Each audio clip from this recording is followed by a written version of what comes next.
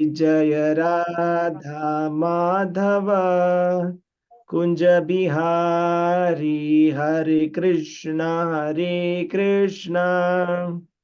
कृष्ण कृष्ण हरे हरे हरे राम राम राम हरे हरे हरे कृष्ण कृष्ण कृष्ण हरे हरे हरे राम राम राम हरे हरे हरे कृष्ण कृष्ण कृष्ण हरे हरे हरे राम राम राम हरे हरे हरे कृष्ण कृष्ण कृष्ण हरे हरे हरे राम राम राम हरे हरे हरे कृष्ण कृष्ण कृष्ण हरे हरे हरे राम राम राम हरे हरे जय प्रभुपदा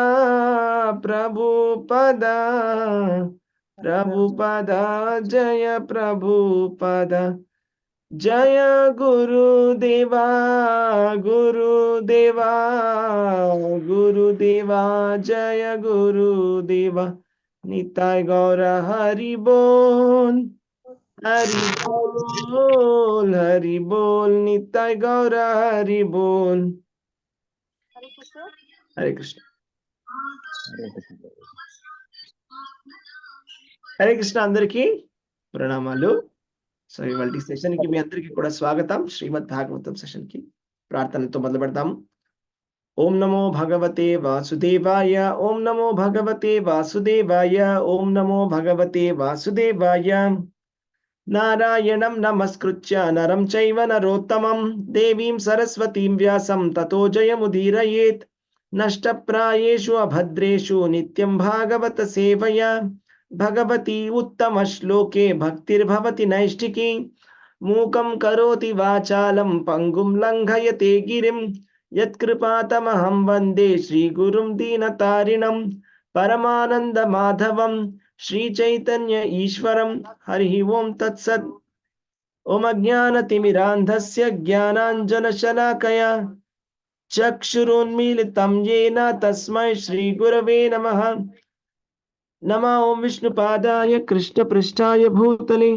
श्रीमते भक्तिवेदान्त स्वामिनिति नामिने नमस्ते सारस्वते देवे गौरवाणी प्रचारिणे निर्विशेष शून्यवादी पाश्चात्य देशतारिणे जय श्री कृष्ण चैतन्य प्रभु नित्यानंद श्री अद्वैत गदाधार श्रीवासादि गौर भक्त वृंद हरे कृष्णा कृष्णा कृष्णा हरे हरे हरे राम राम राम हरे हरे हरे कृष्ण अंदरिकी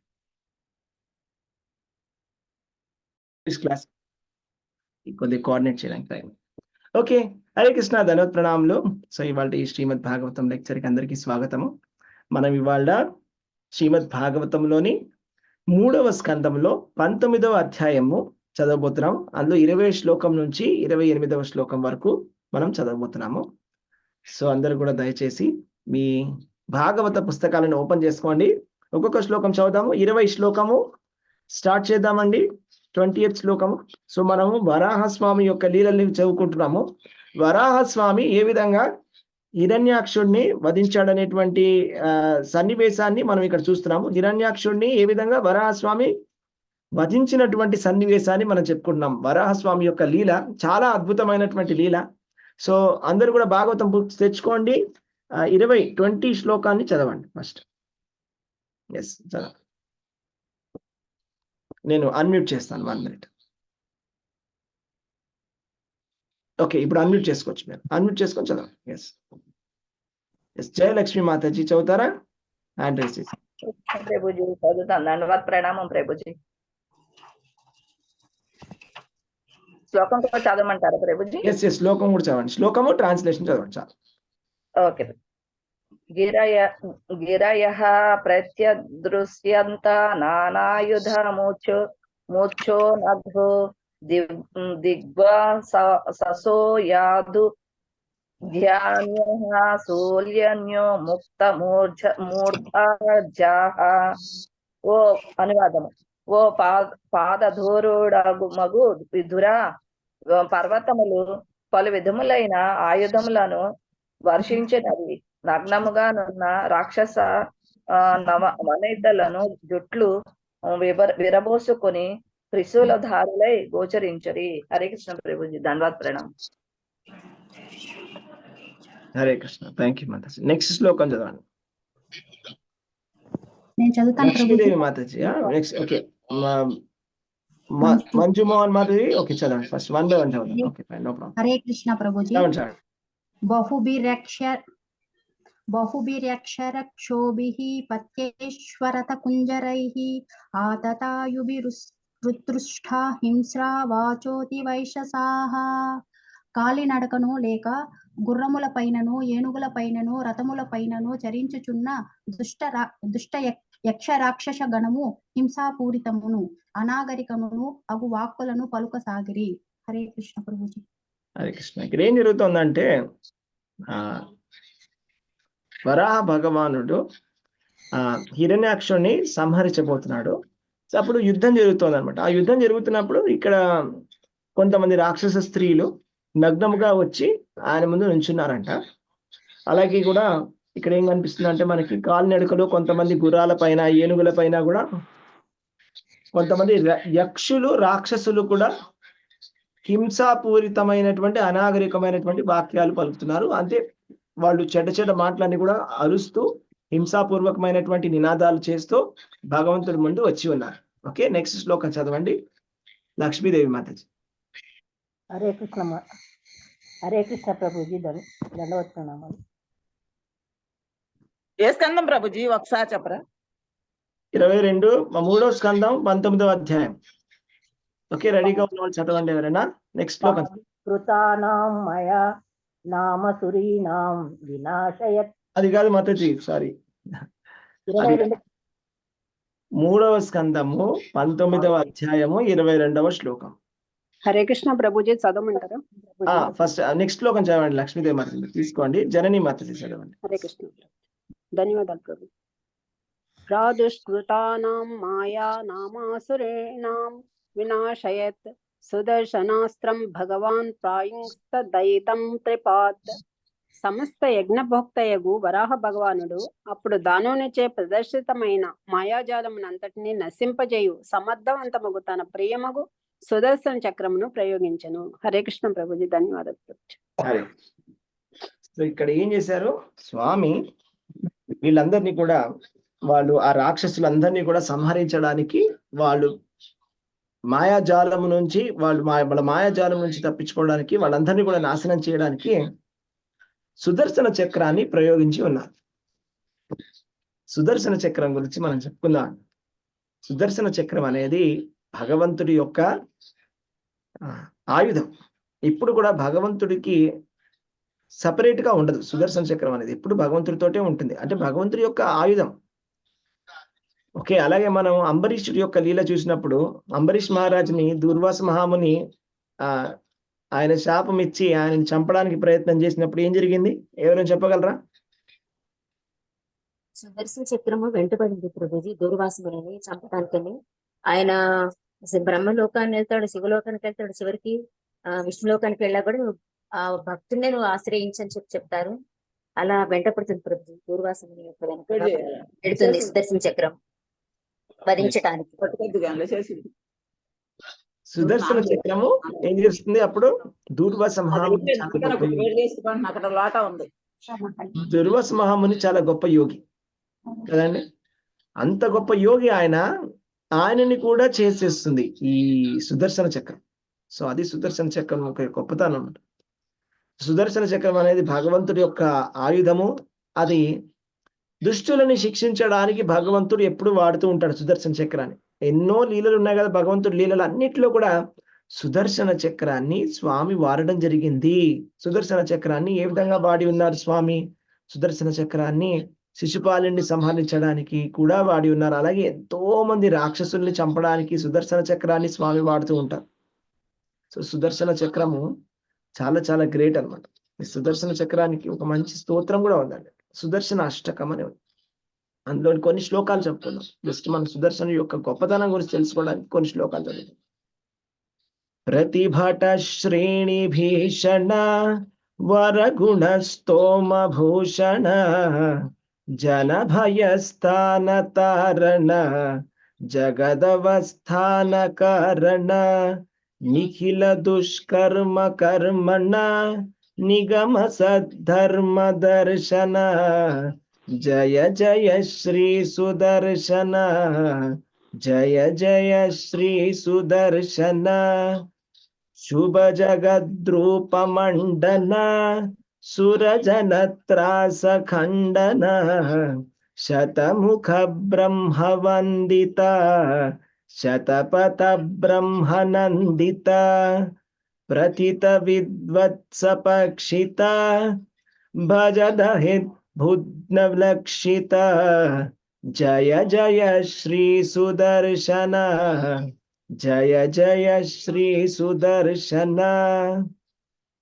అంటే చాలా అద్భుతమైనటువంటి స్తోత్రం అండి ఇది. దీని పేరు వచ్చేసి సుదర్శన అష్టకం అన్నమాట. ఓకే, దీని అర్థం ఏంటో మీకు కొద్దిగా లైట్గా ఎక్స్ప్లెయిన్ చేస్తాను. అంటే ఈ సుదర్శన చక్రం అనేది చాలా చాలా చాలా చాలా అద్భుతమైనటువంటి చక్రం. ఈ సుదర్శన చక్రము భగవంతుడి యొక్క నిత్య పార్షదుడు, అలాగే కూడా భగవంతుడి యొక్క లీలల్లో కూడా ఎప్పుడు పాల్గొనడానికి ఈ సుదర్శన చక్రం అనేది ఉపయోగపడుతుంది అనమాట. ఈ సుదర్శన చక్రము చాలా చాలా చాలా చాలా చాలా గ్రేట్, భగవంతుడికి చాలా క్లోజ్ కూడా అనమాట. సుదర్శన చక్రము చాలా భగవంతుడికి ఎప్పుడు కూడా తన లీలల్లో హెల్ప్ చేస్తుంటుంది. అంటే ఎప్పుడైనా కూడా ఎవరైనా కూడా రాక్షసులు ఉన్నారనుకోండి, ఇక్కడ చెప్తున్నారు కదా, అంటే ఎవరైతే ఆ భక్తుల పట్ల అపరాధం చేస్తారో వాళ్ళ శత్రువు అండి, అదనమాట. అంటే ప్రతిభట శ్రేణి భీషణ, ఎవరైతే గనక భగవంతుడి యొక్క భక్తులు ఉంటారో వాళ్ళని గనక ఎవరైనా కూడా డిస్టర్బ్ చేసినట్టయితే వాళ్ళు సుదర్శన చక్రానికి భయపడాలి. ఎందుకంటే వాళ్ళని సంహరించడానికి రెడీగా ఉంటుందన్నమాట ఈ సుదర్శన చక్రం అనేది. అలాగే కూడా ఎవరైతే మంచి పనులు చేస్తారో, అంటే భగవంతుడి యొక్క భక్తి చేస్తారో వాళ్ళని కాపాడడానికి ఎప్పుడు కూడా రెడీగా ఉంటుంది ఈ సుదర్శన చక్రం అనేది. అలాగే కూడా మన ఈ భౌతిక సంసార సాగరము నుంచి మనని దాటేయడానికి మనకి కాపాడుతుంది ఈ సుదర్శన చక్రం. అలాగే కూడా మనలో ఉండేటువంటి పాపాలని, మనలో ఉండేటువంటి చెడ్డ కర్మలని కూడా తొలగిస్తుంది ఈ సుదర్శన చక్రం. అలాగే మనకి సద్ధర్మం, భాగవత ధర్మము, భగవంతుడి యొక్క శరణాగతిని నేర్పిస్తుంది ఈ సుదర్శన చక్రం. అలాంటి ఈ సుదర్శన చక్రం చాలా గొప్పదైనటువంటి చక్రం. ఇది ఎవరి యొక్క ఆయుధం ఈ సుదర్శన చక్రం అంటే దేవాది దేవుడైనటువంటి శ్రీకృష్ణ భగవానుడి యొక్క, శ్రీ మహావిష్ణువు యొక్క ఆయుధం ఈ సుదర్శన చక్రం. అంటే భగవంతుడి యొక్క ఆయుధం అంటే అది ఎంత గొప్పదై ఉండాలి. అంటే భగవంతుడి చేతిలో ఉన్నది ఏదైనా కూడా అది మనం వస్తువు అనుకోవడానికి వీల్లేదు. భగవంతుడి చేతిలో ఉండేటువంటి సుదర్శన చక్రము ఒక భగవంతుడి యొక్క శక్తి, భగవంతుడి యొక్క అంశ. ఆ విధంగా మనం తెలుసుకోవాలన్నమాట, ఆంతరంగిక శక్తి. సో అది వస్తువు అని అనుకోకూడదు. ఓకే, అది సుదర్శన చక్రం యొక్క గొప్పతనం. అలాగే కూడా మనలో ఉండేటువంటి భయాన్ని కూడా తొలగిస్తుంది ఈ సుదర్శన చక్రము. అలాగే అందరూ బ్రహ్మదేవుడు, ఇతర దేవతలు కూడా పూజిస్తారు ఈ సుదర్శన చక్రాన్ని. అందరూ తెలివైన వాళ్ళు కూడా పూజిస్తారు ఈ సుదర్శన చక్రాన్ని. అలాగే అంటే ప్రపంచంలో ఎన్నో చెడ్డ విషయాలు జరుగుతూ ఉంటాయి. చెడ్డ విషయాలు, ఈ చెడు నుంచి మనని కాపాడుతుంది సుదర్శన చక్రం. ఇది సుదర్శన చక్రం యొక్క గొప్పతనం. అయితే అలాంటి సుదర్శన చక్రాన్ని భగవంతుడు ఇక్కడ వాడడం జరిగింది అనేటువంటి విషయాన్ని మనం తెలుసుకోవాలన్నమాట. సుదర్శన చక్రాన్ని స్వామి వాడి అక్కడ ఉన్నటువంటి యక్ష రాక్షసులందరినీ కూడా సంహరించి ఉన్నారు అనేటువంటి అర్థం ఇక్కడ వచ్చిందండి. అలాగే ఇక్కడ ఏం చెప్పి ఉన్నారంటే ఈ శ్లోకములో త్రిపాత్ అనేటువంటి పదాన్ని వాడబడింది. త్రిపాత్ అంటే మూడు రకములైనటువంటి యజ్ఞాలకి భోక్త అయినటువంటి స్వామిని అని అర్థం. మూడు రకములైనటువంటి యజ్ఞాలు ఉన్నాయండి. ఆ మూడు రకములైనటువంటి యజ్ఞాలు భగవద్గీతలో చెప్తారు. అది మనకి 4వ అధ్యాయంలో వస్తుంది అనమాట. ఆ మూడు రకములైనటువంటి యజ్ఞములు ఏంటంటే, మొదటిది ద్రవ్య యజ్ఞం, రెండోది తపో యజ్ఞం, మూడోది జ్ఞాన యజ్ఞం. ఏమిటంటే అవి? మొదటిది ద్రవ్య యజ్ఞం, రెండోది మూడోది అంటే ఈ యజ్ఞాలన్నీ కూడా ఉన్నవి ఎందుకు అంటే, చివరికి జ్ఞానములో రావడానికి, మనకి జ్ఞానంలో రావడానికి ఇవన్నీ కూడా ఉన్నాయన్నమాట. ద్రవ్య యజ్ఞము అంటే ఏంటంటే, మనం ఏదైతే కనుక జనరల్ గా మనం చేసేటువంటి యజ్ఞాలు కానీ, హోమం కానీ ఏం చేస్తాం మనం, అందులో ద్రవ్యాన్ని మనం అంటే ఒక పూజా సామాగ్రి లేకపోతే పూర్ణాహుతి సామాగ్రి, అందులో నెయ్యి వేయడం కానీ, అలాగే మనం అందులో చెక్క ముక్కలు వేస్తాం, అన్ని కూడా వేస్తాం కదా. సో అది ద్రవ్య యజ్ఞం అంటారు అన్నమాట. ద్రవ్య యజ్ఞ తపో యజ్ఞ యోగ యజ్ఞ తథాపరే స్వాధ్యాయ యజ్ఞ యజ్ఞశ్చ యతయ సంస్థిత వ్రత అనేది అనేటువంటి చెప్పారు శ్రీకృష్ణ భగవానుడు. అలాగే శ్రేయాన్ ద్రవ్యమయాత్ యజ్ఞాత్ జ్ఞాన యజ్ఞ పరంతప సర్వం కర్మాఖిలం పార్థ జ్ఞానే పరిసమాప్యతే అని కృష్ణ భగవానుడు భగవద్గీతలో చెప్పడం జరిగింది. అంటే ద్రవ్య యజ్ఞము కన్నా గొప్పది ఏమిటి అంటే జ్ఞాన యజ్ఞము. అంటే మనం చేసేటువంటి కర్మ అన్ని కూడా జ్ఞానము, అంటే మన భగవంతుడి యొక్క జ్ఞానాన్ని మనం సంపాదించాలి. ఇది అన్నిటికన్నా ముఖ్యమైనటువంటి ఉద్దేశం. జ్ఞానము అంటే ఏంటో తెలుసా? ఇప్పుడు చీకటిగా ఉందనుకోండి, పొద్దున చీకటిగా ఉన్నప్పుడు, ఇప్పుడు ఎవరైనా కూడా ఇవాళ 4 గంటలకు 3 గంటలకు లేచిన వాళ్ళకి పైన చూసినప్పుడు అంత చీకటిగా ఉంటుంది, చిమ్మ చీకటి. 5 గంటలకు ఏం జరిగింది? కొద్దిగా లైట్ గా కొద్దిగా వెలుతురు వచ్చింది. అలాగే సూర్యుడు ఉదయిస్తూ ఉదయిస్తూ ఉదయిస్తూ ఆ చీకటి అంతా కూడా ఏమైంది? తొలగిపోయింది. సో ఇప్పుడు ఎలా ఉంది? బయట చూస్తే చాలా వెలుతురు. అదే మధ్యాహ్నం ఎలా ఉంటుంది? ఇంకా పైన మబ్బులు శాంతిగా ఉంటుంది. అవునా? అంటే జ్ఞానం అనేది అలాంటిది అనమాట. అంటే మనం భగవంతుడి యొక్క జ్ఞానము, ఆత్మతత్వ జ్ఞానము, భగవత్ సంబంధిత జ్ఞానం అనేది ఇలా ఉంటుంది. మనలో ఉండేటువంటి అంధకారాన్ని ఛేదిస్తుంది. మనలో ఉన్నటువంటి అంధకారం ఏంటంటే, జీవులందరూ కూడా అంధకారంలో ఉంటారు. అంటే మోహము అనేటువంటి అంధకారం మనని ఆవరించింది. మోహం, నేను శరీరాన్ని అనేటువంటి ఒక మోహము మనని ఆవరించి ఉన్నది. ఈ అంధకారాన్ని తొలగించేదే ఈ జ్ఞానం. సో ఈ జ్ఞాన యజ్ఞము, చివరికి ఈ కర్మయజ్ఞము, ఈ యజ్ఞాలన్నీ ఉన్నవి ఎందుకు అంటే, ఈ జ్ఞానాన్ని సంపాదించుకోవడానికే అన్ని కూడా యజ్ఞాలన్నీ కూడా ఉన్నాయి. ఇప్పుడు మనం ఏం చెప్తున్నాము? భాగవతం క్లాస్ చెప్పుకుంటున్నాం. ఏంటి భాగవతం? ఇది కేవలం పురాణమా? కాదు, ఇది పురాణం కాదు. ఇది ఏమిటంటే, భాగవతం అనేది వేదాంత సూత్రాల యొక్క భాష్యం. వేదాంత సూత్రాలు అంటే ఏంటి? అసలు జ్ఞానానికి అది చరమమైనటువంటి జ్ఞానం వేదాంత సూత్రాలు. కృష్ణుడు కూడా చెప్పాడు భగవద్గీతలో ఏంటంటే, అన్నిటికన్నా గొప్ప జ్ఞానము ఏంటి అంటే ఆధ్యాత్మిక జ్ఞానం. ఆధ్యాత్మిక విద్యనే అన్నిటికన్నా గొప్పది అని. అంటే వేదాంత సూత్రాల గురించి ఆయన ఇండికేట్ చేస్తున్నారు అక్కడ. వేదాంత సూత్రాలు అన్నిటికన్నా అసలు దాన్ని మించినటువంటి జ్ఞానం ఈ ప్రపంచంలో ఎక్కడా లేదు. అలాంటి ఆ వేదాంత సూత్రాలు, వ్యాస భగవానుడు రచించినటువంటి ఆ వేదాంత సూత్రాల యొక్క భాష్యమే, వ్యాసుడు రచించినటువంటి భాష్యం ఇది.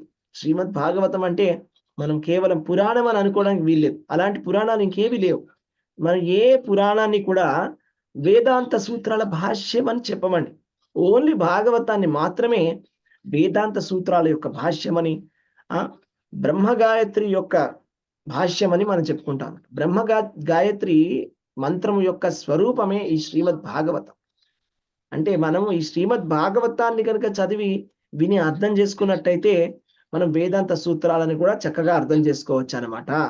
మనం డైరెక్ట్ వేదాంత సూత్రాలు చదవలేమండి. ఎందుకంటే వేదాంత సూత్రాలు చదవాలంటే మనకి చాలా నాలెడ్జ్ ఉండాలి. ఆ నాలెడ్జ్ ఈ యుగములో ఎవరి వల్ల కాదు.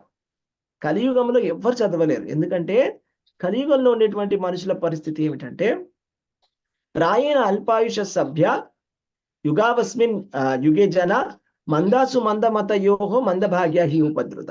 కలియుగంలో ఉండేటువంటి వాసులు మందమతులు, మందభాగ్యులు, ఉపద్రుతులు, అల్పాయుష్కులు, వీళ్ళకి ఉన్నటువంటి గుణాలు ఇవి. కాబట్టి వాళ్ళు సుమందమతయో, వాళ్ళు మందులు అలాగే సుమందమతులు. కాబట్టి మనం ఇది యాక్సెప్ట్ చేయాలి. మనం వేదాంత సూత్రాలను చదివి అర్థం చేసుకునే అంటే కెపాసిటీ ఎవరికి కూడా ఉండదు. మనం ప్రయత్నం చేస్తే ఏం జరుగుతుందంటే అర్థం రాదు, పెడర్థం వస్తుంది. రావాల్సినటువంటి అర్థం రాకుండా రాంగ్ అర్థంలోకి వెళ్ళిపోయి సైడ్ ట్రాక్ వెళ్ళిపోతాం. కాబట్టి భాగవతాన్ని, వేదాంత సూత్రాన్ని అర్థం చేసుకోవాలంటే ఏం చేయాలంటే భాగవతం చదవాలి.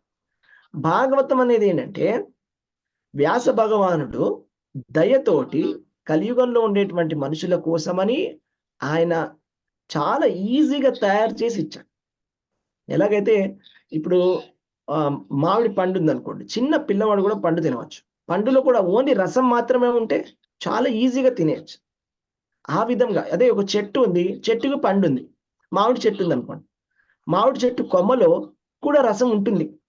కానీ నేను మీకు మామిడి చెట్టు కొమ్మని ఇచ్చాను అనుకోండి, ఇప్పుడు ఆ కొమ్మని తిని మామిడి పండులో ఉండే రసాన్ని గ్రహించండి అంటే మనం గ్రహించలేం. మామిడి పండిస్తే కనుక చాలా చక్కగా ఈజీగా అర్థమైంది. అలాగే ఆ చెరుకు రసం, చెరుకు గడ్డ, ఓకే, చెరుకు గడ్డ ఒకటి తీసుకొని దాన్ని తినమని చెప్పామనుకో, ఎవరికైతే చిన్నపిల్లలు తినలేరు, పళ్ళు లేని వాళ్ళు తినలేరు, లేకపోతే ముసలి వాళ్ళకి, లేకపోతే పళ్ళు మనం ఆర్టిఫిషియల్ పళ్ళు పెట్టుకున్నట్టయితే కనుక మనం కూడా తినలేము. దాన్ని ఎవరైతే తినలేరు పెట్టుకున్నవాళ్ళు, కానీ దాన్ని గట్టిగా కొరికి తినాలి, తినడం మన వల్ల కాదు. అదే కనుక చక్కెర, ఆ షుగర్ కేన్ జ్యూస్ తయారు చేసి, ఆ జ్యూస్ నుంచి మనం బెల్లం తయారు చేసి, బెల్లం నుంచి చక్కెర తయారు చేసి, అలా చక్కెర తీసి నోట్లో వేసుకుంటే చిన్న పిల్లలు కూడా తినవచ్చు. శ్రీమద్ భాగవతం అనేది అలాంటి. సో అంటే మనకి హయ్యెస్ట్ జ్ఞానము, మనకి ఇప్పుడు భాగవతం అనేది సూర్యుడు లాంటిది. ఈ చీకటిని, మనలో ఉండేటువంటి చీకటిని తీసేస్తుంది. సో ఇదేంటంటే మనకి జ్ఞానాన్ని ఇస్తుంది. అంటే జ్ఞానంలో మనం ఫైనల్ గా జ్ఞానానికి రావాలన్నమాట. మనకి ఇచ్చినటువంటి కర్మలన్నీ ఎందుకు ఇచ్చారు అంటే జ్ఞానానికి రావడానికే కర్మ అనేది ఉన్నది. మనము ఇప్పుడు వర్ణాశ్రమ ధర్మాలు పాటించేది ఎందుకని? రకరకాల యజ్ఞాలను చేస్తున్నారు. ఇప్పుడు గృహస్థులు ఒక రకమైనటువంటి యజ్ఞం చేస్తున్నారు, బ్రహ్మచారులు ఒక రకమైనటువంటి యజ్ఞం చేస్తున్నారు, అలాగే అందరూ కూడా ఒక రకమైనటువంటి యజ్ఞాన్ని మనం చేస్తున్నాం అన్నమాట. ధార్మికమైన పనులు చేయడం అంటే మనం ఒక యజ్ఞాన్ని చేస్తున్నాం. ఈ యజ్ఞం అనేది ఫైనల్ కల్మినేషన్ ఏంటంటే ఇదే భాగవతం. శ్రోత్రాన్ ఇంద్రియాన్ యన్యే సంయం యాజ్ఞీషు జువ్వతి శబ్దాదీన్ విషయాన్ అన్య ఇంద్రియాగ్నిషు జువ్వతి.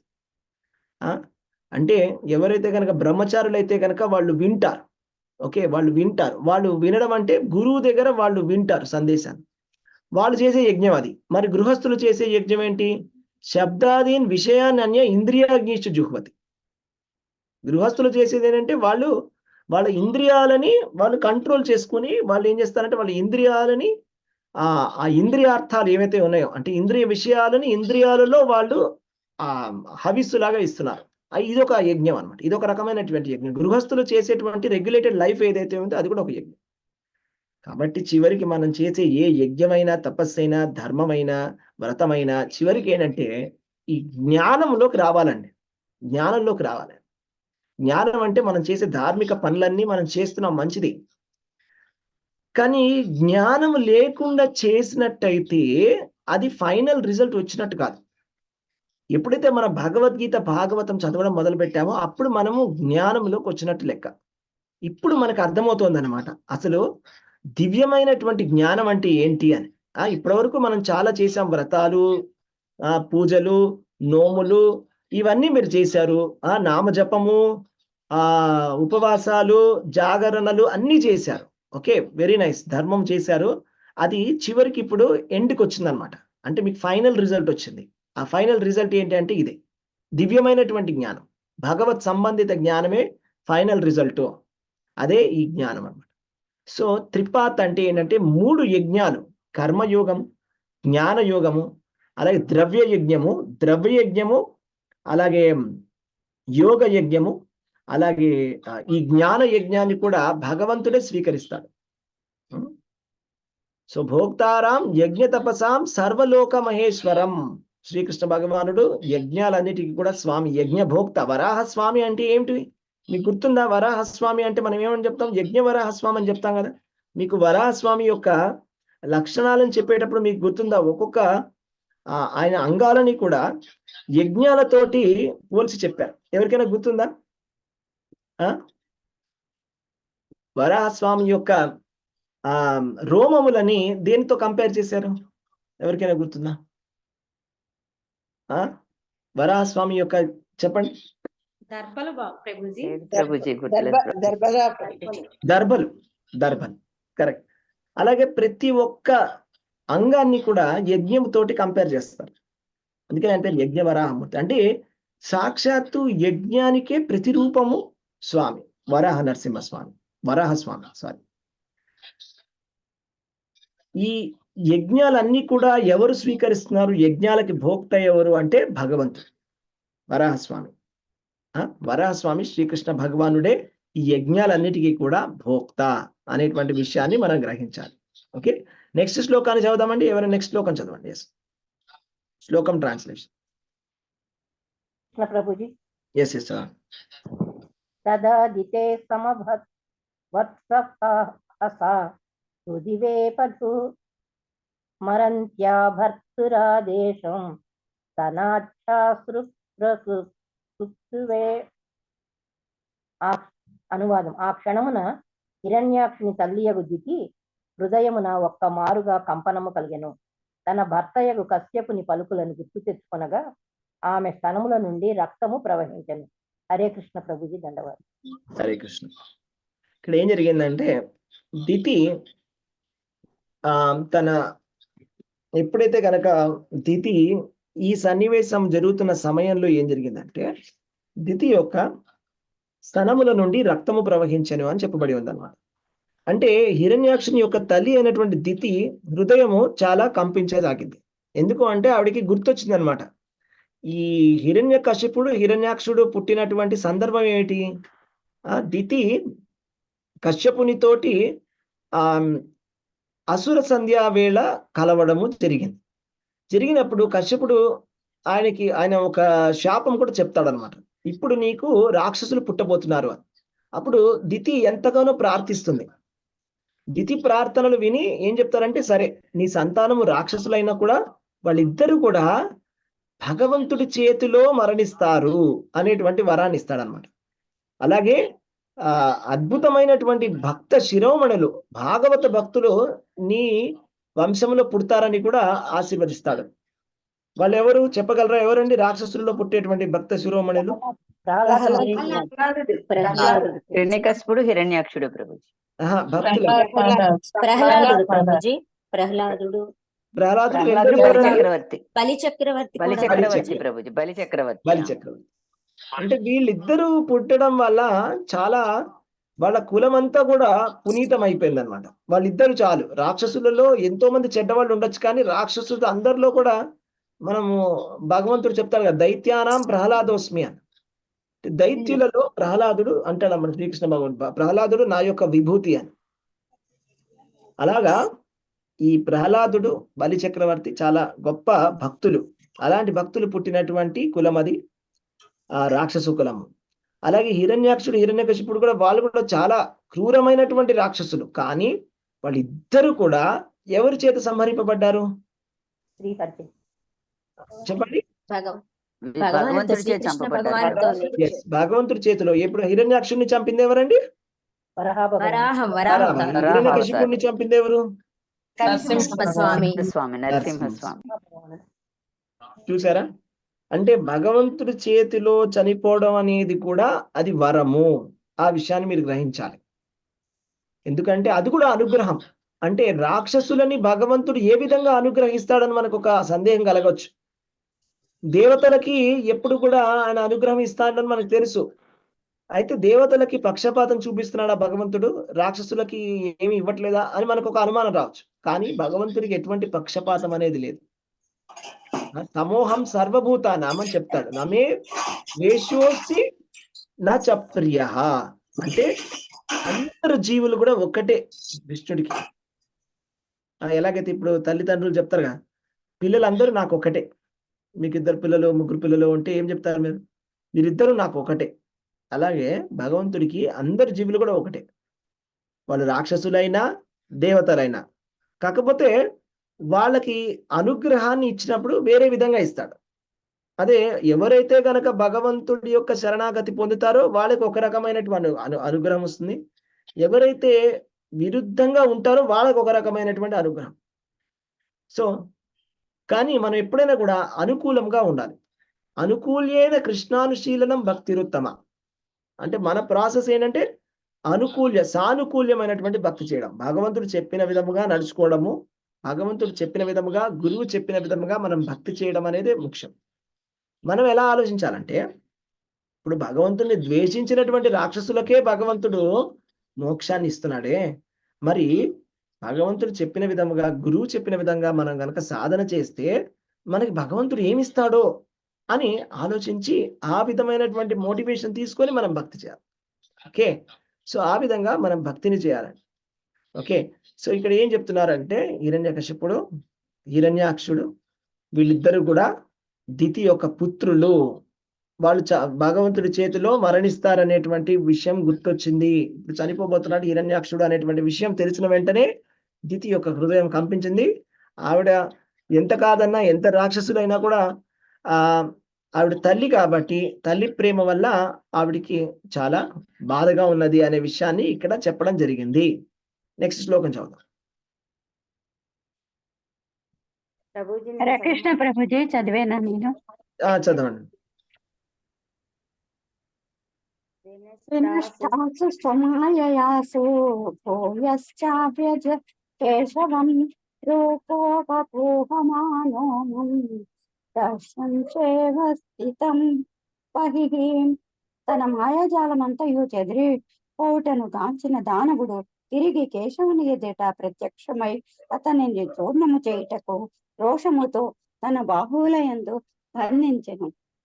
కానీ తన బాహుబంధమునకు బయట భగవానుడు నిలిచి ఉండుటను ఆ దానవుడు ఆశ్చర్యముగా గాంచెను.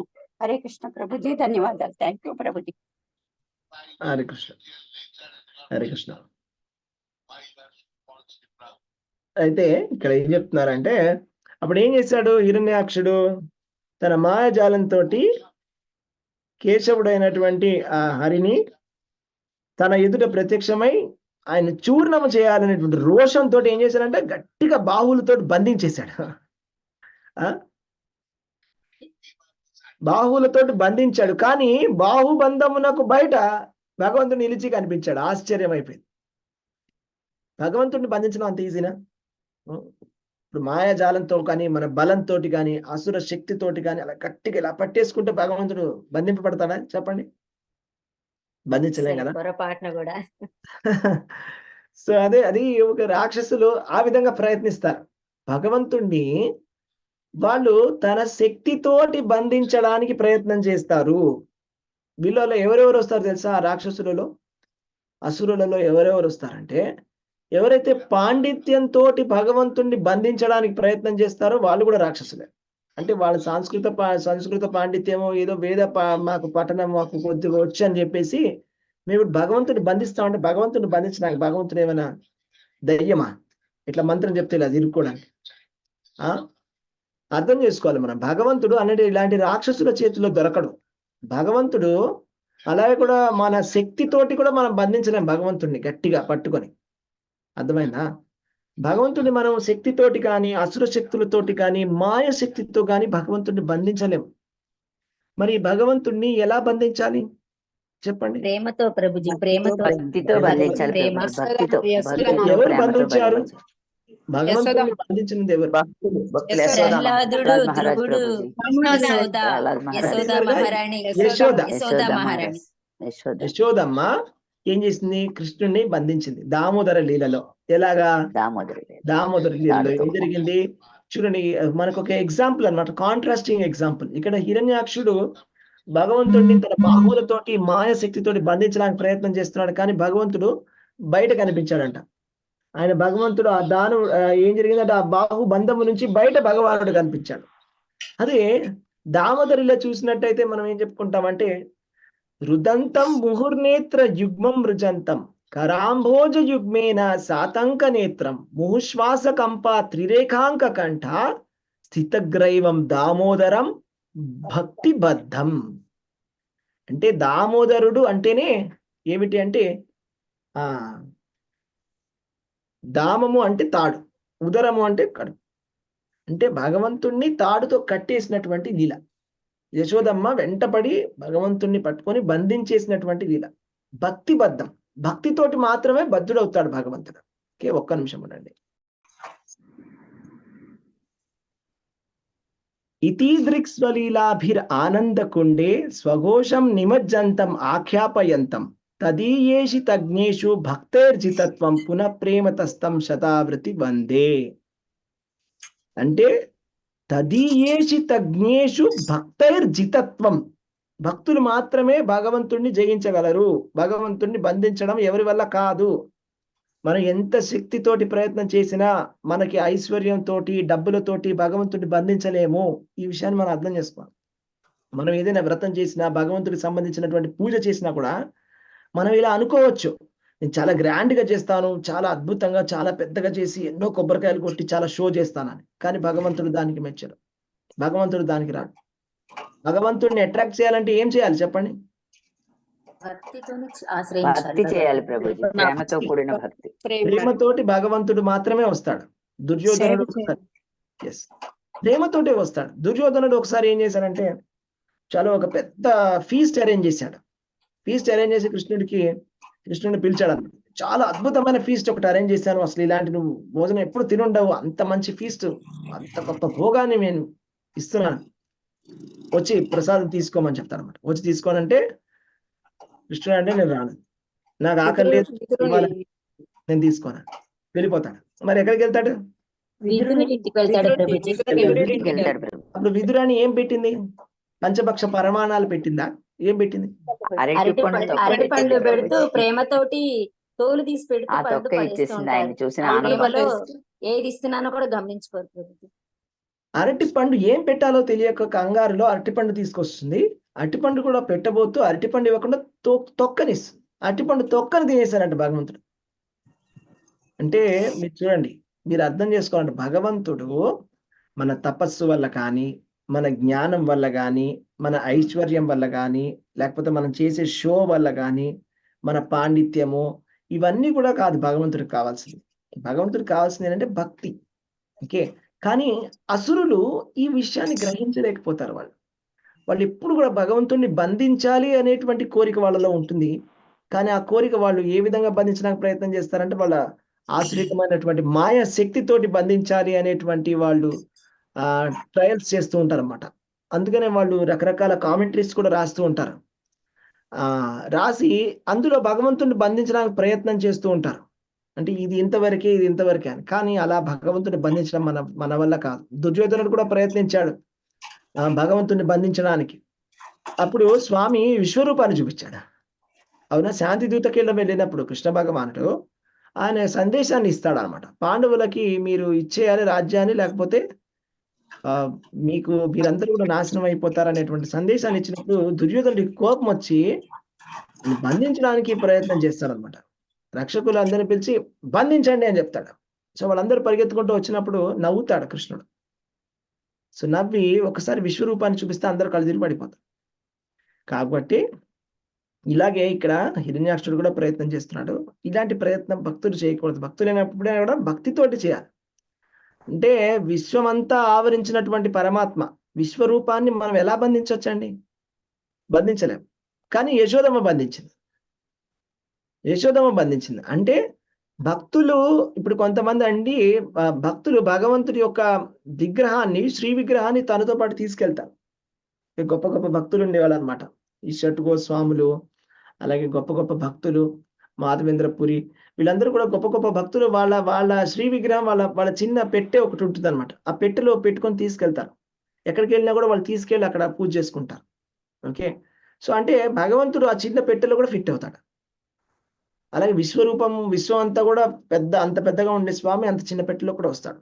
అదే మనం భక్తితోటి ఉన్నట్టయితే భగవంతుడు ఎక్కడైనా కూడా వస్తాడు, ఎందులో అయినా కూడా రాగలడు. సో ఇది విషయం అన్నమాట. ఈ విధంగా మనము భగవంతుడిని పూజించాలి, ఈ విధంగా మెప్పించడానికి ప్రయత్నం చేయాలి. ఓకే, నెక్స్ట్ శ్లోకం చదవండి. ప్రభుజీ నేను చదవమంటారు చదవలేదు. చదవండి. తం ముష్టిభిర్జి నిఘ్నంతం వజ్రసారైరదోక్షజః కరేణ కర్ణమూలేహన్ యదా త్వాస్త్రం గురుత్పతిః. అంతటా ఆ దానవుడు తన కఠోరమగు పిడికిళ్లతో వరాహ భగవానుని కొట్టనారంభించెను. కాని మరుత్పతి యగు ఇంద్రుడు వృత్తాసురుని కొట్టిన చందమున భగవానుడు అతని కన్నతపై కొట్టెను. హరే కృష్ణ ప్రభు. హరే కృష్ణ. అప్పుడు ఏం చేశారంటే ఒక్క చెంప దెబ్బ ఇచ్చాడు అనమాట. అధోక్షజుడు అని చెప్పారు ఇక్కడ. అధోక్షజుడు అంటే కంటికి కనిపించాడు, లేకపోతే మన ఇంద్రియాలకి గోచరింపడు. భగవంతుడు మన ఇంద్రియాలకి గోచరింపడు. అక్షజ అంటే మన ఇంద్రియాలతోటి మనం ఆయన మెజర్మెంట్ మనం తీసుకోలేం, ఆయన కొలతని మనం తెలుసుకోలేం. ఎంత పొడుగ్గా ఉన్నాడు, ఎంత వెడల్పుగా ఉన్నాడని మనం మన భౌతికమైనటువంటి ఇంద్రియాలతోటి, మైక్రోస్కోప్ తోటి, పెరిస్కోప్ తోటి, ఈ స్కోప్ తోటి, ఆ స్కోప్ తోటి దేంతో కూడా మనం చూడలేము అనమాట. మనకు ఉన్నటువంటి టేప్ తోటి భగవంతుడి యొక్క హైట్ ఎంత, వెయిట్ ఎంత అని మనం చెక్ చేయలేము. అదే అధోక్షజుడు అంటే. అలాంటి అధోక్షజుడు ఏం చేశారంటే ఒక్కసారిగా పిడికిలు బిగించి ఒక్కసారిగా ఒక్క చెంపదెబ్బ ఇచ్చాడంటే ఇక్కడ. ఇచ్చేసరికి వెంటనే కూలిపోయాడు హిరణ్యాక్షుడు అనమాట. ఓకే, నెక్స్ట్ శ్లోకం చదువుదాం. హరే కృష్ణ ప్రభుజీ. నేను చదవనా? చదవండి. ఓం నమో భగవతే వాసుదేవాయ. సహాతో విశ్వజిత వ్యవజ్ఞయ పరిభ్రమగాత్ర ఉతస్థలోచనః వితీర్ణ బాహుభ్ర శిరోదుపత యదా నగేంద్రో లులితో నభస్వత. విశ్వజితుడగు భగవాన్ నుంచి సామాన్యంగా కొట్టబడినప్పటికీ దానవుని దేహము తిరుగనారంభించి కనుగుడ్లు బయటకు వచ్చింది. కాళ్ళు చేతులు విడిగి జుట్టు చెల్లా చెదురై అతడు మహావృక్షం గాలిచే పెళ్ళగింపబడినట్లుగా కింద పడి మరణించాడు. హరే కృష్ణ ప్రభు. ధన్యవాదాలు. హరే కృష్ణ మాతాజీ. ఆయన కొట్టినటువంటి చెంపదెబ్బకి ఒక మహావృక్షము గాలి వల్ల ఎలాగైతే పెళ్ళగింపబడుతున్నట్లుగా పడిపోయాడంట. పెద్ద గాలి వస్తే ఎలాగైతే వృక్షం పడిపోతుందో, ఇప్పుడు వానలు వచ్చాయి మన రీసెంట్ గా, పెద్ద వాన పడింది హైదరాబాద్ లో. వాన పడ్డప్పుడు ఏం జరిగిందంటే ఒక చెట్లు పడిపోయినాయి, చెట్లు కూలిపోతాయి, పెద్ద పెద్ద చెట్లన్నీ కూలిపోతాయి అనమాట కింద. అప్పుడు రోడ్ల మీద అడ్డం పడిపోతాయి. పెద్ద గాలి వస్తే చెట్టు కూలిపోతుంది. ఆ చెట్టు ఎలాగైతే, మహావృక్షం ఎలాగైతే పెళ్ళగింపబడుతుందో, ఎలాగైతే కూలిపోతుందో ఆ విధంగా కింద పడ్డాడంట. అలా కొట్టాడు అనమాట భగవంతుడు. తర్వాత ఏం జరిగింది? నెక్స్ట్ శ్లోకం చదవండి. హరే కృష్ణ ప్రభుజీ. నేను చదువుతాను. క్షితోశయానం తమకుంఠవచ్చసం కరాళదంశ్రం పరిదష్టదచ్చదం అజాదయో వీక్ష శశాంసురాగత అహో ఇమాం కోను లభేత సంస్థితిం. పెదవిని కొరుకుచు కింద పడి ఉన్న భయంకరమగు కోరలు కలిగిన దానవుని గాంచుటకు బ్రహ్మాదులు ఆ స్థలమునకు అరుదించి ఆ దానవుని ముఖ తేజస్సు ఇంకనూ వాడకుండుటను గాంచి బ్రహ్మదేవుడు అహో ఇంతటి గొప్ప మరణము ఎవరికి కలుగు అని ప్రస్తుతించుచు పలికెను. హరే కృష్ణ ప్రభుజీ. దండవత్ ప్రణామం. ఇక్కడ రెండు విషయాలు ఏంటంటే, భగవంతుడి కన్నా శక్తివంతులు వేరే వాళ్ళు ఎవరు లేరు. భగవంతుడితోటి సమానమైనటువంటి శక్తి కానీ, భగవంతుడికి మించినటువంటి శక్తి కానీ ఎవరికీ లేదు. సో ఆ దేవాది దేవుడు, ఆయనకి ఎంత శక్తి ఉంటుందంటే ఆయన చాలా ఈజీగా దానవులు చంపేస్తాడు. ఇక్కడ కూడా మనం ఏం చెప్పుకున్నామంటే, సామాన్యంగా ఆయన జస్ట్ అలా కొట్టాడు అంతే, ఒక్క దెబ్బకే పడిపోయాడు. మరి ఎంతసేపు ఎందుకు ఆయన అలా చేశారంటే అదొక లీల, ఆయనకు అదొక ఆనందం అనమాట. ఆయన ఒక యుద్ధము, దీన్ని ఏమంటారంటే వీర రసము అని అంటారండి. అంటే రకరకాల రసాలు ఉంటాయి. అందులో భగవంతుడితోటి యుద్ధం చేయాలనేటువంటి కోరిక కూడా కొంతమందికి ఉంటుంది భక్తులకి. భగవంతుడితోటి యుద్ధం చేయాలనేటువంటి కోరిక, అది కూడా ఒక కోరిక, ఒక రకమైనటువంటి రసం. దానికి ఏమైనా ఎగ్జాంపుల్ చెప్పగలరా? కృష్ణ భగవానుడితోటి ఎవరెవరు యుద్ధం చేశారు భక్తులు? నాకు తెలియదు కానీ జాంబవంతుడు అయితే యుద్ధం చేశాడు కదా, జాంబవంతుడు యుద్ధం చేస్తాడు. ఇంకా భీష్ముడు కూడా చేశాడు కదా ప్రభుజీ. భీష్ముడు కూడా యుద్ధం చేస్తాడు. ఓకే, కృష్ణుడిని అలాగే తన చాలా భీష్మ స్థుతిలో చాలా అద్భుతమైనటువంటి శ్లోకాలు వస్తాయి.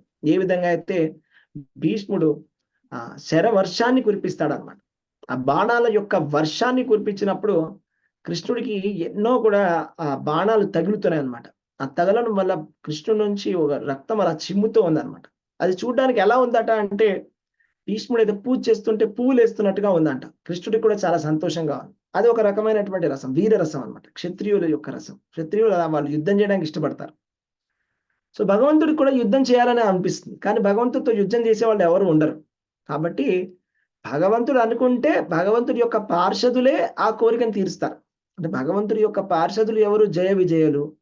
ఆ జయ విజయులు వాళ్ళే ఈ కోరిక ఏదైతే భగవంతుడి యొక్క కోరిక, భగవంతుడితోటి యుద్ధం చేయడానికి ఆయనతో సమానమైన శక్తి లేకపోయినా వాళ్ళ వాళ్ళే చేయగలరు. అదేదో డ్రామా చేసినట్టుగా వాళ్ళే వస్తారన్నమాట.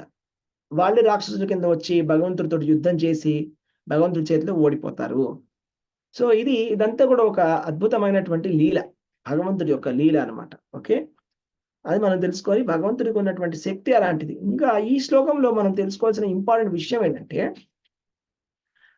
అలా చనిపోయిన తర్వాత కూడా పడిపోయినటువంటి ఆ మృతదేహంలో కూడా చాలా తేజస్సు కనిపించిందంట. ముఖ తేజస్సు వాడలేదు. ఇది చాలా ఇంపార్టెంట్. అంటే ఆయన మరణించినప్పటికీ కూడా అతనిలో ఉండేటువంటి దేహ కాంతి వాడలేదు అనేటువంటి విషయం చెప్తున్నారు. జనరల్గా ఎవరైనా కూడా చనిపోయిన తర్వాత ఏం జరుగుతుందంటే ఆ శరీరములో ఉండేటువంటి ఆత్మ బయటికి వెళ్ళిపోవడం వల్ల ఆ శరీరంలో ఉండే దేహ కాంతి పోతుంది. అందుకే డాక్టర్లు ఎవరైనా చనిపోయారా లేదా అని చూడాలంటే కంట్లో టార్చ్ లైట్ వేసి చూస్తారు. కంట్లో ఒక లైట్ అనేది ఉంటుందండి. ఆ లైట్ బతుకున్న వాళ్ళలో మాత్రమే ఉంటుంది, చనిపోయిన వాళ్ళలో ఆ లైట్ అనేది ఉండదు. సో అలాగే వాళ్ళు తెలుసుకుంటారు అన్నమాట, అంటే మృతదేహమా లేకపోతే బతికి ఉన్నారా. కానీ ఈయన నుంచి ఇంకా కాంతి వస్తుందంట. ఇతను ఎవరైతే ఉన్నాడో ఇక్కడ హిరణ్యాక్షుడు, మృతదేహమై పడి ఉన్నా కూడా దేహకాంతి ఇంకా పోలేదు. ఎందుకు అలాగా? ఎందుకంటే భగవంతుడి చేతిలో చనిపోయాడు కాబట్టి. అప్పుడు బ్రహ్మదేవుడు కూడా వచ్చి అహో ఇంతటి గొప్ప మరణము ఎవరికి కలుగును అని అన్నాడంట. అంటే దాని అర్థం ఏంటి? భగవంతుడి చేతిలో చచ్చిపోవడం కూడా చాలా గొప్ప విషయం, అది సామాన్యమైన విషయం కాదు. ఎవరు భగవంతుడి చేతిలో చచ్చిపోగలరు? ఎందుకంటే మనము చనిపోయేటప్పుడు ఎవరిని తలుచుకుంటామో మనము అలాంటి భావాన్ని పొందుతాం. యం వాపి స్మరన్ భావం త్యజత్యంతే కలేవరం తం తమైవైతి కౌంతేయ సదా తద్భావ భావి. చనిపోయే సమయంలో మనం ఏం తలుచుకుంటే అలాంటి భావమే వస్తుంది. మనం కనుక మన బంధువులని మిత్రులని తలుచుకున్నట్టయితే మనకి అలాంటి భావంలో ఉన్నటువంటి శరీరమే వస్తుంది. మనం ఒక స్టోరీ కూడా వింటాం. కైలాస్ అని ఒక ఆయన ఉండేవాడు. ఆయన నారదుడు వచ్చి చెప్తాడు, భగవంతుడు ధామాన్ని తీసుకెళ్తా వస్తావా? నేను రానంటాడు. ఆయన ఎప్పుడు కూడా వాళ్ళ పిల్లల గురించి ఆలోచిస్తుంటాడు. తర్వాత నెక్స్ట్ జన్మలో చచ్చిపోయిన తర్వాత కుక్క కింద పడతాడు. కుక్క కింద మళ్ళా నారదుడు చదువుతాడు, వస్తావా అంటే లేదు నేను ఇప్పుడే రానంటాడు, నేను ఇంకా వీళ్ళని కాపాడుతున్నాను అంటాడు. తర్వాత మళ్ళా చచ్చిపోయి పాము కింద వస్తాడు. అప్పుడే మళ్ళా అంటాడు, వస్తావా తీసుకెళ్తాను అంటే నేను రాను అంటాడు, నేను వీళ్ళని కాపాడాలి, వీళ్ళు సరిగ్గా పొలాలను నేను కాపాడాలంట. తర్వాత చివరికి నారదుడు వెళ్ళి వాళ్ళకి చెప్తారన్నమాట, పాము వచ్చింది అంటే వాళ్ళు కొట్టి చంపేస్తారు. సో అంటే మనము ఏం తలుచుకుంటున్నాము జీవితం అంతా? ఎవరిని తలుచుకున్నా భౌతికమైనటువంటి విషయాలు, బంధుమిత్రుల పట్ల మనకున్నటువంటి ఆకర్షణ, ఇదంతా కూడా ఒక మోహము, అజ్ఞాన అంధకారమే. ఇది ఎంత ఎక్కువగా మనం చేస్తే అంతగా మనము మన శాంతిని మనం కోల్పోతాము. ఓకే, సుఖాన్ని కోల్పోతాము. అలాగే అల్టిమేట్ గా రావాల్సినటువంటి సిద్ధి, భగవద్ధామము కూడా కోల్పోతాం. అన్నీ పోతాయి, ఏమీ రాదు దానివల్ల. కాబట్టి అది కరెక్ట్ కాదు. ఇంద్రియాల మీద లేకపోతే శరీరాల మీద, బంధువుల మీద ధ్యానాన్ని విడిచిపెట్టి పరమాత్మ మీద, భగవంతుడి పైన ధ్యానము చెయ్యాలి. అర్థమైందా మీకు? సో ఒక శ్లోకం కూడా ఉంది కదా, ఏంటంటే ధ్యాయతే విషయాన్ పుంసః సంగస్తేషూపజాయతే సంగాత్ సంజాయతే కామః కామాత్ క్రోధోభిజాయతే క్రోధాత్ భవతి సమ్మోహః సమ్మోహాత్ స్మృతి విభ్రమః స్మృతిభ్రంశాత్ బుద్ధినాశో బుద్ధినాశాత్ ప్రణశ్యతి. అది ఫస్ట్ విషయాల పట్ల ధ్యానం అనేది జరుగుతుంది. ఫస్ట్ ఒక విషయాన్ని, లేకపోతే ఒక వస్తువుని, లేకపోతే ఒక మనిషిని, ఒక బంధువుని మీద మనం ధ్యానిస్తూ ఉంటాం. ఎలా ఉన్నారో, ఎలా ఉన్నారో, ఎలా ఉన్నారో, మా వాళ్ళు ఎలా ఉన్నారు, అలా అది ధ్యానం అనమాట. తర్వాత అదేమవుతుంది, సంగస్తేషూపజాయతే, సంగం అటాచ్మెంట్, సంగాత్ సంజాయతే కామః, కామం కింద అవుతుంది. తర్వాత కోపం వస్తుంది, క్రోధాత్, క్రోధం, చాలా కోపం వస్తుంది అనమాట. క్రోధాత్ భవతి సమ్మోహ, తర్వాత పిచ్చి పడుతుంది, పిచ్చి, మ్యాడ్నెస్, పిచ్చోళ్ళు అయిపోతారు. సమ్మోహ స్మృతి విభ్రమ, అంటే ఇంకా బుర్ర పనిచేయడం మానేసి ఏం చెప్పినా ఒక పిచ్చి వాళ్ళలాగా బిహేవ్ చేయడం మొదలెడతాం. శృతి భ్రంశాత్ బుద్ధి నాశం, బుద్ధి అనేది ఇంకా పనిచేయదు ఇంకా ఆ స్టేజ్కి వచ్చిన తర్వాత. ఇంకా ఎందుకంటే అంతగా ఎక్కువ అయిపోయింది మెడిటేషన్ అనమాట భౌతికమైన విషయాల పైన. బుద్ధి నాశాత్ ప్రణశ్యతి, ఇంకా ఆ స్టేజ్లో వాడిని ఎవడు కూడా ఏమీ బాగు చేయలేడు, అయిపోయింది, ఇంకా వేస్ట్, మళ్ళీ నెక్స్ట్ జన్మలో మళ్ళీ పుట్టాల్సిందే. సో ఈ స్టేజ్లోకి వెళ్ళకూడదు. మనం ఏం చేయాలి, చేయాల్సింది మన్మనాభవ మద్భక్తో మధ్య జీవాం నమస్కురు, ఆపోజిట్ చేయాలి. భగవంతుడి యొక్క మనస్సు, భగవంతుడిని తలుచుకోవాలి, భగవంతుడి భక్తి చేయాలి, భగవంతుడి భక్తి చేయాలి, భగవంతుడికి నమస్కారం చేయాలి, భగవంతుడి విరహములో మనం ఉండాలి. అంతేగాని బంధువుల మిత్రుల యొక్క విరహములో ఉన్నట్లయితే మళ్ళా జన్మ రావడం అనేది ఖాయం. అది ఇక్కడ తెలుసుకోవాల్సిన విషయము. ఇక్కడ ఈయన అదృష్టం ఏంటంటే భగవంతుడిని ద్వేషిస్తున్నాడు, భగవంతుడే ఆయన కంటి ముందు ప్రత్యక్షముగా ఆయన సమక్షంలో వచ్చి ఆయన చంపుతున్నాడు. కాబట్టి ఏమవుతుంది, భగవంతుడిని చూస్తూ చచ్చిపోయాడు. భగవంతుని చూస్తూ చచ్చిపోవడం అనేది సామాన్య విషయమా? భీష్ముడు కృష్ణుడిని చూస్తూ శరీరాన్ని విడిచిపెట్టాడు. సో అది చాలా గొప్ప విషయం. చాలా గొప్ప భక్తులకు వచ్చేటువంటి, గొప్ప గొప్ప యోగులకి కూడా రానటువంటి ఒక స్థితి అది. అలాంటి స్థితిలో హిరణ్యాక్షుడు భగవంతుణ్ణి చూస్తూ ఆయన దేహాన్ని విడిచిపెట్టాడు. కాబట్టే ఇక్కడ బ్రహ్మదేవుడు ఆహా ఆహా ఎంత గొప్ప మరణము ఇది, ఎంత గొప్ప మరణం, ఇంతకన్నా మించినటువంటి మరణం వేరే ఏదైనా ఉందా?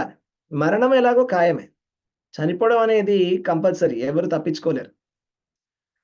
జస్ట్ లైక్ మారీచుడు రావణాసుడు వచ్చి అడుగుతాడు కదా, ఏమడుగుతాడు, వచ్చి వెళ్ళి రాముణ్ణి ఇలాగా మాయలేడి కింద వచ్చి డిస్ట్రాక్ట్ చేసి తీసుకెళ్ళు అని. ఫస్ట్ నేను చేయను, అలా చేయొద్దు, తప్పు అని చెప్తాడు. ఎంత చెప్పినా వినడు. రావణాసుడు అంటాడు నేను చంపేస్తాను, లేకపోతే నేను. కానీ అక్కడికి వెళ్తే ఆ రాముడు చంపేస్తాడు. అప్పుడు ఆలోచించుకుంటాడు మారీచుడు, నేను కనుక రాముడిని డిస్ట్రాక్ట్ చేయడానికి వెళ్తే రాముడు చంపుతాడు, ఆయన చేతిలో ఇదయ్యే బదులు ఆ రావుల వారి చేతిలో ఇదైతే సరిపోద్దని ఆలోచించుకుంటాడు మా గురు. అవునండి. సో రాముల వారి చేతుల్లోనే చనిపోవడం ఎంత అద్భుతం, అంతకన్నా గొప్ప విషయం ఉంది. వాలి కూడా రాముడి చేతిలో చనిపోయాడు. సో అది వాలి కూడా రాముడిని చూస్తూ, భగవంతుడిని చూస్తూ ఆయన శరీరం విడిచిపెట్టడం జరిగింది కదా. సో అలాగే మారీచుడు కూడా భగవంతుడి చేతిలో చనిపోయాడు. కాబట్టి అది చాలా గొప్ప విషయం. కాబట్టి హిరణ్యాక్షుడు కూడా చాలా గొప్ప మరణం అనమాట ఇది. ఎందుకంటే బ్రహ్మదేవుడు అబ్బా ఎంత గొప్ప మరణం ఇది అని చెప్తున్నాడు అనమాట. నెక్స్ట్ శ్లోకం చదవండి. హరే కృష్ణ ప్రభు, నేను చదువుతాను. స్థితో శయానం సమకుంఠ వర్చసం కరాల దంష్టం పరిదష్టదచ్చదం అజాదయో వీక్ష్య ససంసురాగత అహో ఇమాం కోను లభతే సంస్థం.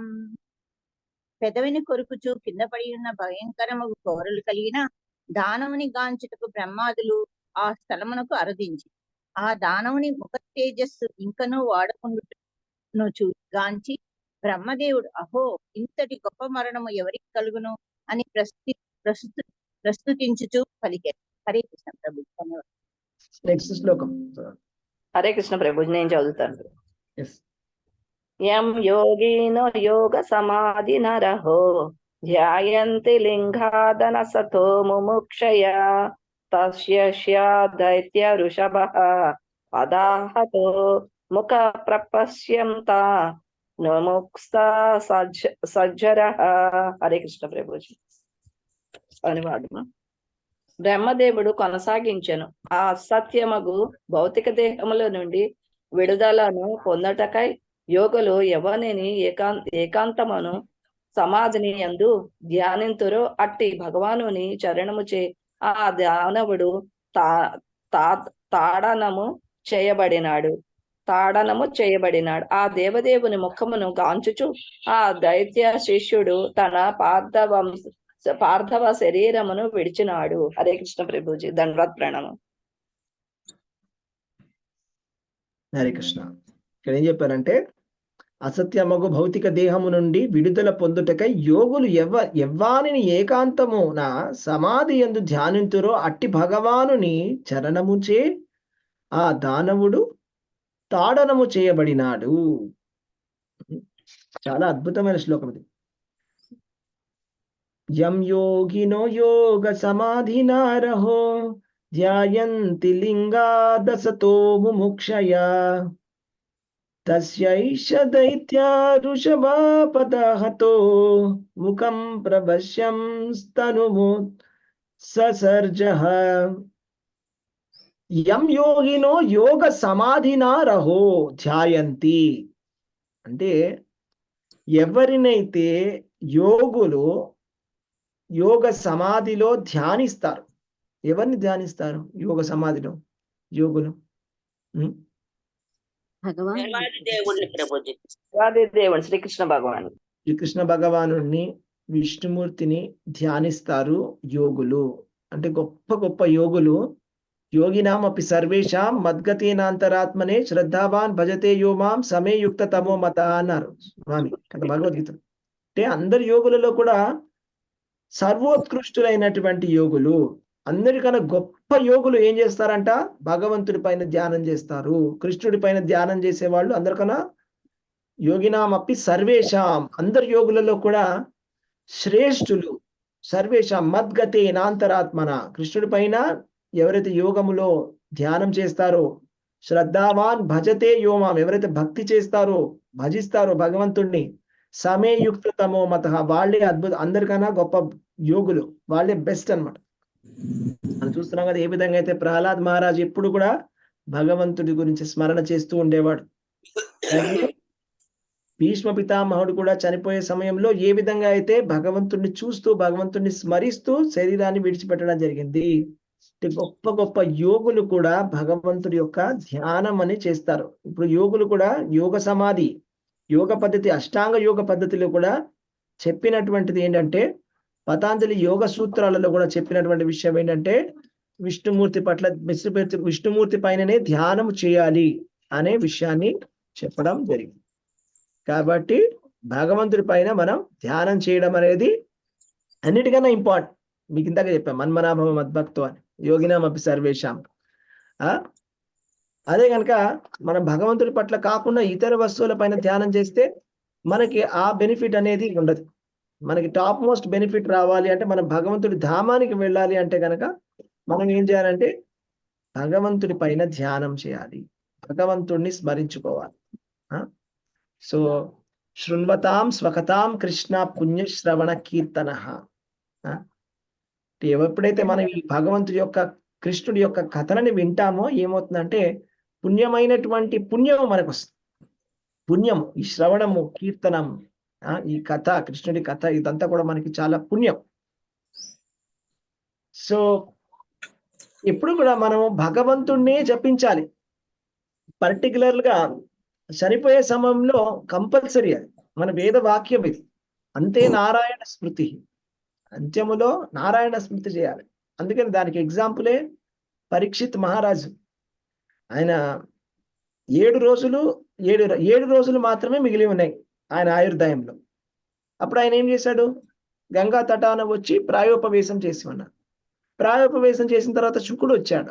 శుకుడు వచ్చిన తర్వాత ఆయనకి ఏమి ఉపదేశం చేశాడు అంటే, ఆయన అడుగుతాడు ఒక ప్రశ్న, చనిపోయే వాళ్ళు ఏం ధ్యానించాలి, ఏ నామాన్ని జపించాలి, ఎవరి నామాన్ని జపించాలి, ఎవరిని స్మరించాలి, ఎవరిని కీర్తించాలి, పరమమైనటువంటి శ్రేయస్సు కలగడం ఎలాగా అని అడిగితే అప్పుడు శుకుడు ఏం చెప్పాడు? శుకుడు ఏమని చెప్పాడంటే, కృష్ణ భగవానుడి యొక్క కీర్తన చేయాలి, కృష్ణ భగవానుడి యొక్క కీర్తన చేయడమే అద్భుతమైనటువంటి బెస్ట్ విషయం అని చెప్తాను. సో అది చాలా ఇంపార్టెంట్ అన్నమాట. ఇది చాలా చాలా ఇంపార్టెంట్. సో భగవంతుడి యొక్క కీర్తన, భగవంతుడి యొక్క ధ్యానము, భగవంతుడి యొక్క నామ సంకీర్తనము, ఇవన్నీ కూడా చాలా ఇంపార్టెంట్. అంటే గొప్ప గొప్ప యోగులు కూడా ఇదే చేస్తూ ఉంటారు. మనం ఈ రియలైజేషన్ మనకి రావాలి. ఇలా కాకుండా మనం ఏం చేస్తున్నాం అంటే మనం ఆపోజిట్ తప్పు చేస్తున్నాం. ఓకే, ఏం చేస్తున్నాం అంటే రాత్రిపూట నిద్రలో వదిలిపెట్టేస్తున్నాం, టైం వేస్ట్ చేస్తున్నాం. నిద్ర లేకపోతే ఇంద్రియ భోగం, టైం వేస్ట్. పొద్దున పూట కుటుంబ భరణీనవ, కుటుంబాన్ని చూసుకోవడం. రాత్రిపూట పడుకోవడం, పొద్దున పూట కుటుంబాన్ని చూసుకోవడం. ఏం చేస్తున్నాం మనం? ఇది తప్పు. దేహపత్య కలత్రాదీషు ఆత్మ సైన్యేషు అసత్వసే అపి తేషాం ప్రమత్తో నిధనం పశ్యన్నపి న పశ్యతి. అంటే దేహ అంటే మన శరీరం, కలత్ర అంటే భార్య, ఇంకా పిల్లలు, వీళ్ళందరూ నన్ను కాపాడతారు, వీళ్ళందరూ నా బంధువులు అనే ఒక భ్రమలో మనం ఉన్నాం.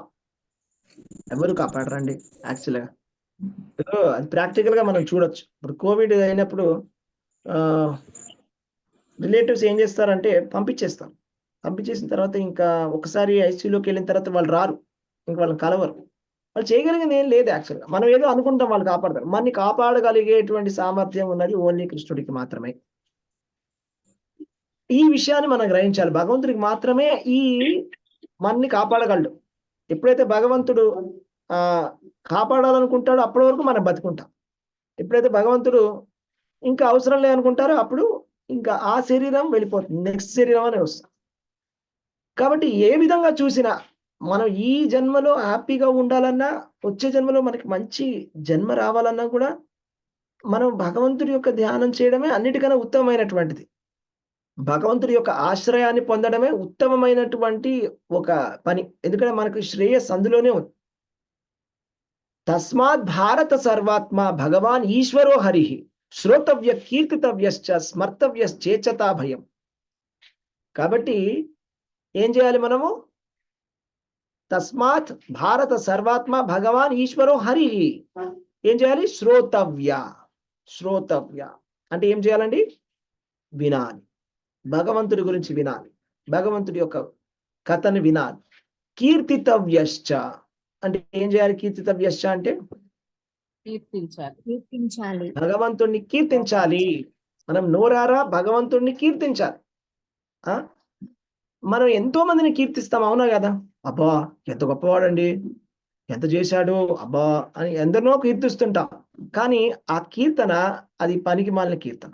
ఎవరినైతే మన అది యాక్చువల్గా చెప్పాలంటే భాగవతం చెప్తుంది, ఇంకా స్ట్రాంగ్ గా చెప్తాను. భాగవతం లేనంటే అసలు మనము భక్తుడు కానిటువంటి వాళ్ళని మనం కీర్తించినట్టయితే ఆ కీర్తించే వాళ్ళు ఒక పందితోటి, ఒక కుక్కతోటి, ఒక ఒంటెతోటి సమానము అని.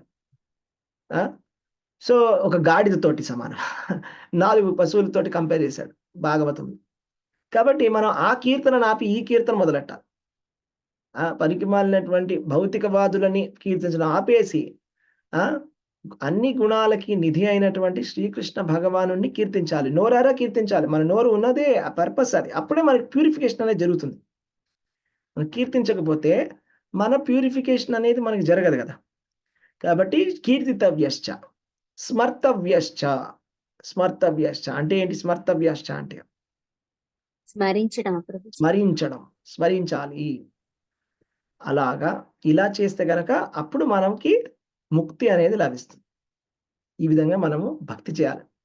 ఎల్లప్పుడూ కూడా కృష్ణుడి యొక్క కీర్తన, కృష్ణుడి కథలు వింటూ ఉండాలి, కృష్ణుడిని కీర్తిస్తూ ఉండాలి, కృష్ణుడిని గుర్తుపెట్టుకోవాలి. ఇది ఫార్ములా, భాగవతం ఫార్ములా. శ్రోతవ్య కీర్తితవ్యశ్చ స్మర్తవ్యశ్చేచతా భయం. ఆ విధంగా మనం భగవంతుడి యొక్క కీర్తన చేయాలి. సో ఇవాళ మనం అద్భుతమైనటువంటి ఒక కథని విన్నాం. ఏ విధంగా అయితే వరాహ భగవానుడు హిరణ్యాక్షుణ్ణి సంహరించాడనేటువంటి ఒక కథని మనం అందరం కూడా విని ఉన్నాం. సో ఇదంతా కూడా ఒక దివ్యమైనటువంటి లీలలు. ఈ లీలలని మనము స్మరించాలి. ఈ లీలని జస్ట్ స్మరించడం వల్ల మాత్రమే మనకి ముక్తి అనేది మనలో వస్తుంది. అది ఒక ప్రాసెస్. ఇదంతా కూడా అది ఎలా వర్క్ అవుతుంది అంటే అదే ఒక ప్రాసెస్. ఏంటి ఆ ప్రాసెస్ అంటే భగవంతుడి గురించి వింటూ వింటూ వింటూ ఆ దివ్యమైనటువంటి అమోఘమైనటువంటి లీలలను వింటూ వింటూ వింటూ మనలో ఉండేటువంటి ఈ గుణ ప్రభావం తగ్గుతుంది అనమాట. మన పైన ఉన్నటువంటి రజస్తమ గుణాలు తగ్గిపోతాయి, సత్వగుణంలోకి వస్తాం. తర్వాత శుద్ధ సత్వంలోకి వచ్చిన తర్వాత మన మనసులో ఉండేటువంటి హృదయ గ్రంథి, కర్మబంధనాల గ్రంథి అంటే చిక్కుముడి, కర్మబంధనాల చిక్కుముడి తెగిపోతుంది. తెగిపోయిన తర్వాత అప్పుడు మనకు ఆత్మ సాక్షాత్కారం అవుతుంది అనమాట. అప్పుడు మనము ఆత్మ సాక్షాత్కారము అయినప్పుడు మనం భగవంతుణ్ణి మన కంటితోటి స్వయంగా చూడవచ్చు ఆ విధంగా. Okay, Hare Krishna. Okay, thank you. ధన్యవాద ప్రణామాలు అందరికీ. ప్రభుజీ దండవత్ ప్రభుజీ. హరే కృష్ణ ప్రభుజీ. హరే కృష్ణ. హరే కృష్ణ ప్రభుజీ, దండవత్ ప్రణామం. కృష్ణ ప్రభుజీ. ప్రభుజీ దండవత్ ప్రభుజీ. హరే